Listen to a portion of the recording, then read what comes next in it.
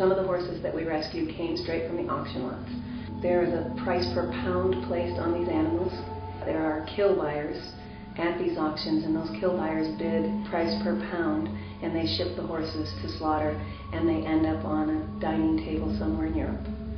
They don't deserve that. Our country was founded on their backs. So from there, I started with the horse rescue. And that's been my mission. I've got 146 acres, and as soon as I can get funding to put more fencing up, I will fill that 146 acres with horses that were headed for that fate.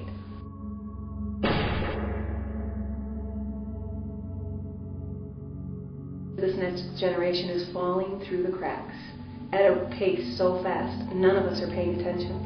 We're trying to put food on the tables. We're trying to do so many other things, and the cost is the children. There is such need in the community for kids to build self-esteem and to relate to others and to break down boundaries that they've put up since they're one, with some of the things that they've grown up with: drug addiction, with domestic violence, with all kinds of things that these children experience. When I was rescuing the horses, I met a gal on Craigslist that wanted to rent my farmhouse.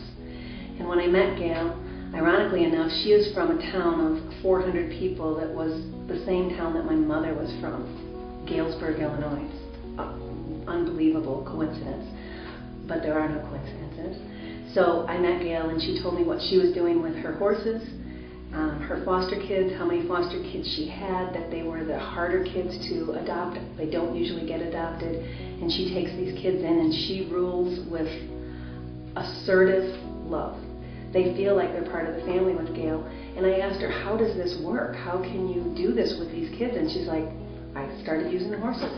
And she wasn't doing a formal therapy. She was just doing what she knew in her heart worked, is putting these kids with the horses, and the kids responded. And when I told her about a venture that I had tried to do a few years ago with horse therapy, her and I just decided, well, this is meant to be. This Craigslist ad in this barn has nothing to do with anything other than Zuma's Rescue Ranch being formed. This opportunity for me, the biggest part for me was that was fine that I could offer that with my 5 horses to my 6 kids, but could we make this bigger and encompass more of the foster children that really are not being healed because conventional therapies are not working the way that they need to be. And we need to go outside of that box and try something different to see if we can change and impact these kids' lives for the rest of their life and their betterment. My vision for Zuma's Rescue Ranch is to be able to take this program and grow it to where it's replicable in other states and other communities. The rescued horses have such a gift for these kids that they're not going to get anywhere else. That sets us apart from any type of therapy that's available to them right now. And right now, without funding, this type of therapy is not available for foster kids. It has to be covered by Medicaid, and it's not going to be covered by Medicaid without a grant that will fund the research to put the data in the hands of the people that make the decisions.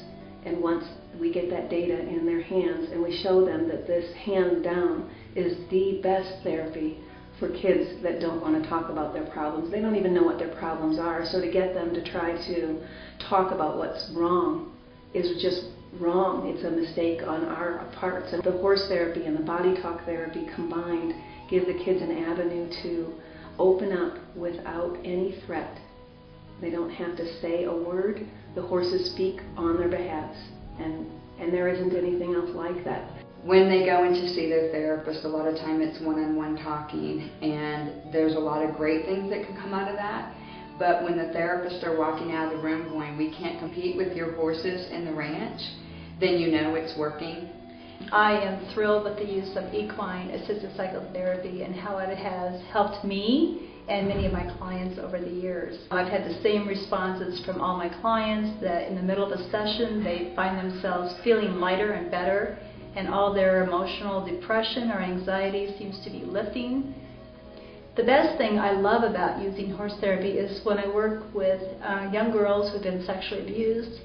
The horse is a very empowering tool, and I love it when they can feel the empowerment in their own heart, especially when they have to face their perpetrator in court. Horse therapy is really about opening up the heart of a child, and really opening up a place where they don't have to think and they can just feel. And I really think how body talk integrates really nicely into that is this idea that the child doesn't really have to be conscious of all these changes that are happening in their life. They don't have to be aware of the obstacle in a psychological sense. Much like the equine and much like the horse therapy is that they can just feel into it. As a practitioner, we can go to that subconscious level, and the child, most significantly, will start to see the difference. It's really a heartfelt, body felt on all levels. Their mind, their body, and their spirit all gets to heal. And I think that that's the profound combination of those two therapies in a place like this, where it's really about hope and empowerment. Zumas Rescue Ranch is important to me because it's an opportunity for both horses and children to get well together. Where there are many horses in need, there's so many more children that are falling into difficult situations. So in order to make all of this possible for the kids and the horses, this facility needs funding. The horses alone, one horse is about a $350 a month commitment to keep that horse standing, healthy, with food. One of the biggest shortages we have here at the ranch right now is we don't have enough shelter and we don't have enough hay. We have plenty of acreage to save more horses and ultimately help more children. The challenge we have right now is a large portion of the available vacant land isn't fenced, doesn't have shelter. It needs to have water provided to it. Therapy, when you combine a professional therapist with the cost of a horse, the therapy sessions become more expensive.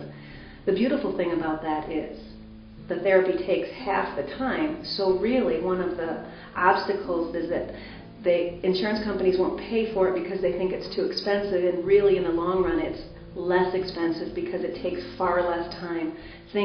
Breakthroughs happen in one session that can take months with kids. Right now we're asking therapists to reduce their rate that they can make in private practice to come out here, and that's an uphill battle. So if we don't get funding, we're not going to get the therapists out here.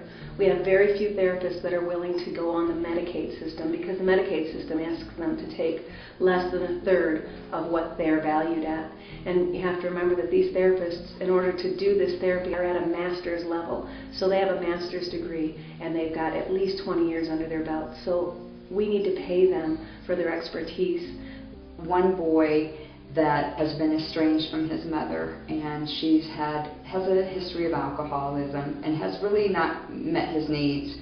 One of the things that stands out to me when we did a psychotherapy session with him after he came into placement, we were using a horse that was really not very interactive with people. And during this session, the horse went over to this young man and buried his head in this young man's chest and stayed like that for probably about 20 minutes.